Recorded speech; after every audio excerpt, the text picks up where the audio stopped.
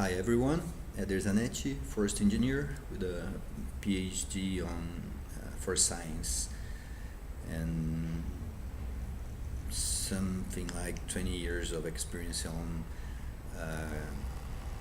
climate change and ecosystem services. We will be showcasing here, where we are presenting here the case of Vitoria in Espírito Santo, it's a municipality in Brazil, also its metropolitan region, with something like 1.7 million inhabitants. We did the greenhouse gases inventory and mitigation and adaptation plans for the municipality.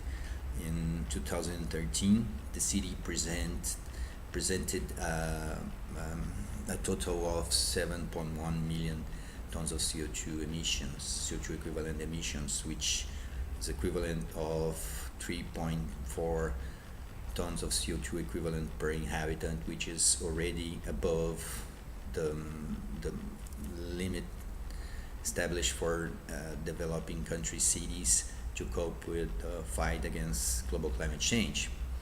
We used the GPC from ICL AI to perform the inventory. It attributes responsibilities and identifies sectors and activities which are contributing to this overall emissions scenario. Well, we projected this to up to 2050, and this showcase portrayed a behavior that reaches close to 9 million tons on 2050, something like 4.3 tons of CO2 per inhabitant, which is way above the limit for developing cities.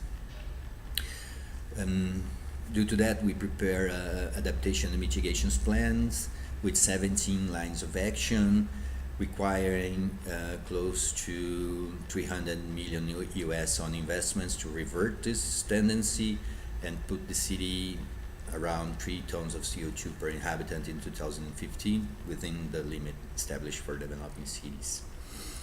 This overall planning is something that we have been doing here in Brazil and Latin America for cities from less than 10,000 to over 3 million inhabitants.